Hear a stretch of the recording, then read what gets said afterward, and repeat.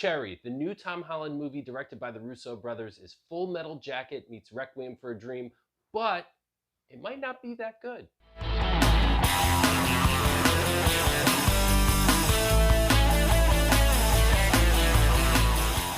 Tom Holland plays Nico Walker in the latest film from the Russo Brothers. It is on Apple TV Plus, and it is an epic. It clocks in at 2 hours and 22 minutes. Guys, find an editor. In the beginning of the movie, we see it's going to involve some bank robberies, but boy, does it take some left turns. Nico goes to Iraq. Nico falls in love. Nico gets addicted to drugs. Did it all work for you, Matt? How did you find Tom Holland's performance? No, it didn't all work for me. You'd think with a runtime of 2 hours and 20 minutes, we would have some character arcs and really get to know these people. But by the end of the movie, I didn't really feel like I knew any of these characters any better than I did at the beginning. There was some cool scenes with the bank robberies, and it was really depressing watching him and his girlfriend become addicted to drugs. And that's all too common American story, unfortunately. I just don't think that those themes were explored well and in a human enough way to really make this thing worth seeing. I agree with you. The Russo brothers really concentrated on the style of this movie. So I say heavy on style, low on substance. And it really needed more character development. I found myself literally not caring what happens to our main character at the end of this film. And they had a challenge because they had to try to age Tom Holland. He looks as young as they come, right? He's 24 years old, and at one point he's supposed to be 20 years older. They put a funny mustache on him. Yeah, it's Didn't ridiculous. work for me.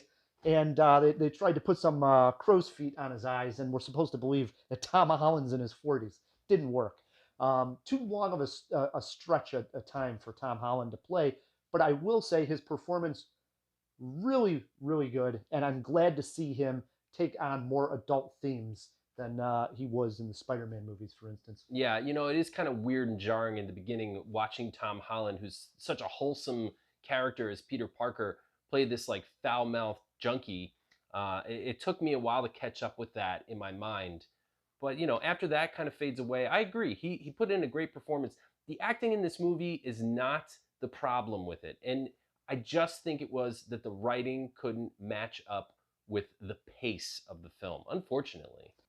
There's really good depiction of drug use in this movie. I mean, so much so that I had to turn away from the TV screen a couple of times. You get to see drug needles in his arms. We also see him going through withdrawals at one time and throwing up. It's violent, and it's right in your face. It's gross. It's gross. I mentioned Requiem for a Dream. It's got that. It's got that depravity and low lows of what addiction is. And like I said, I think that they did depict that in a good way.